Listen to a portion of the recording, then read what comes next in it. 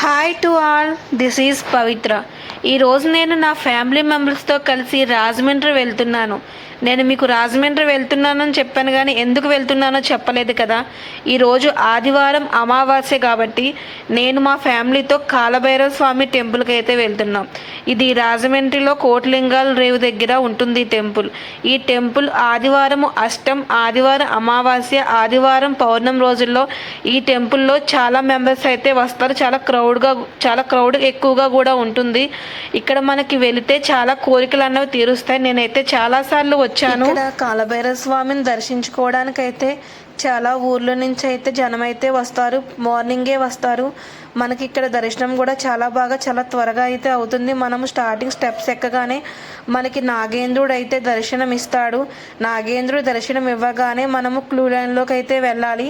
ఇక్కడ క్యూ లైన్లో మాత్రం దర్శనం మనకి చాలా బాగానే జరుగుతుంది. అందరికీ ఒకే దర్శనం ఇస్తారు. ఇక్కడ మనకి స్టార్టింగ్లోనే శివుడు అయితే మనకి దర్శనం ఇస్తాడు. ఎవరికైనా ఒక రకమైన దర్శనం మాత్రమే ఇక్కడ చూడండి, కాలభైరవ స్వామివారిని దర్శించుకోండి, చాలా భాగ్యం కలుగుతుంది.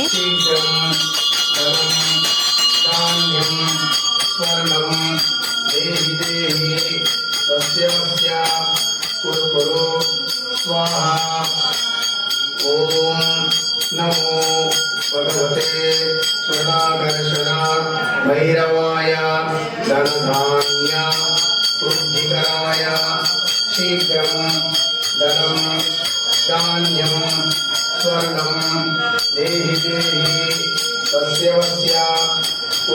ఈయనే కాలభైరవ స్వామిలో ఉండే గురువు గారు. మన చేత ప్రతి ఒక్కరి చేత హారతి అయితే ఇప్పిస్తారు.